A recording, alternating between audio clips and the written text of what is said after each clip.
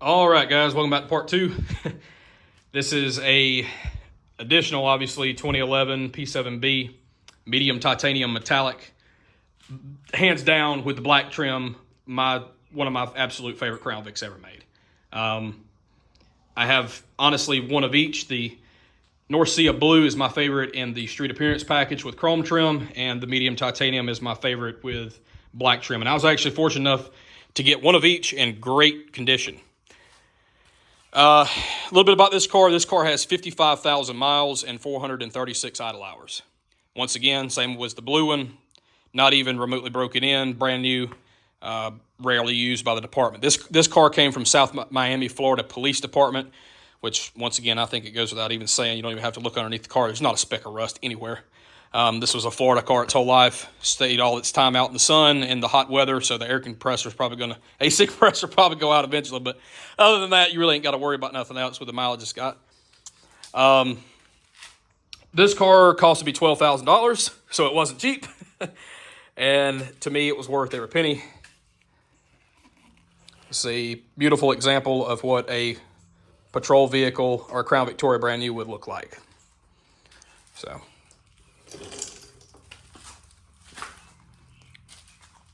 let's take a look at the paint real quick.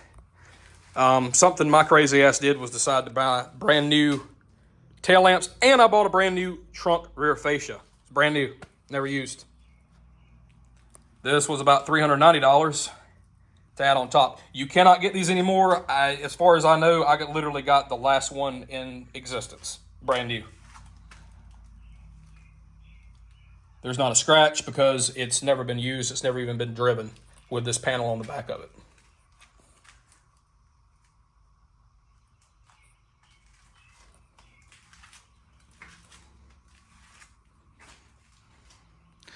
The window tint needs to be redone. The department's window tint that it came with is a little, obviously, fuzzy from, I suppose, sun damage. It's so hot over there, and they obviously never drove the car if it's got that many miles and it's 13 years old. So that's going to need to be redone.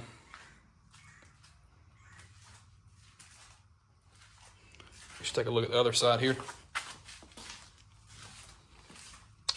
Same story. I did replace side marker and headlamps with OEM products.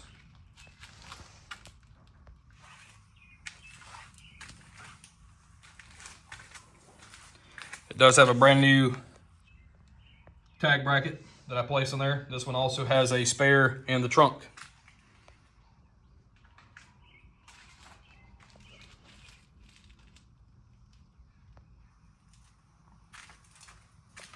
Side molding on this one obviously is beginning to peel here.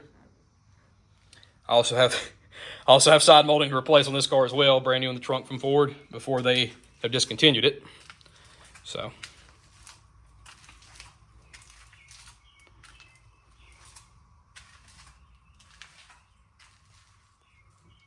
like I say, it's really dusty. They both need a really good bath.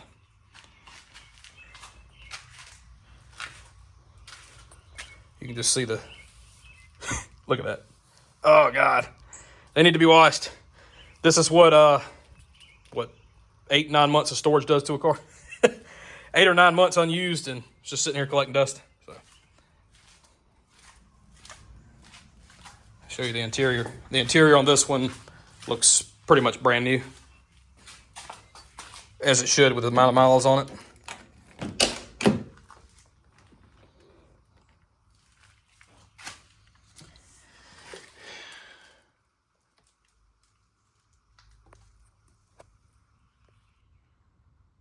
No scuffs, marks, nothing like that. Steering wheel, same condition, brand new, no wear.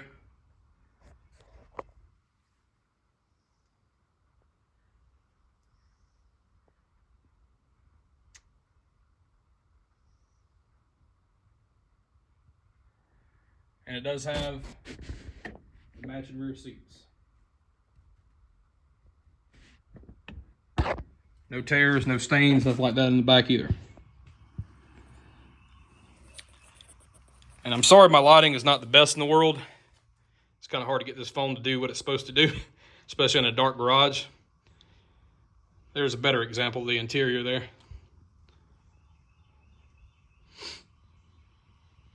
So, like I said, this one costed a pretty penny, but in my opinion, it was well worth it.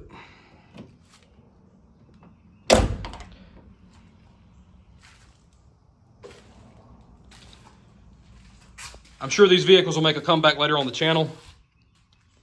I'm not pulling them out and doing all that, especially with them on jack stands, just to make some videos. So I just wanted to briefly introduce them, let you guys see what I got.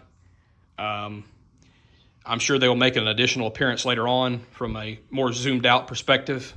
Like I said, it's obviously difficult to do it in a garage, and I'm not pulling them out in the sun and getting them going just to make a video real quick. Batteries are disconnected. Everything's off. And so it's a lot of trouble to go to pull them out. So whenever I get to the day where I can actually pull them out and possibly move them to another location, then we'll definitely do a more in-depth detour of them and go over a lot more from a zoomed out perspective, so it's much easier to tell what we got going on.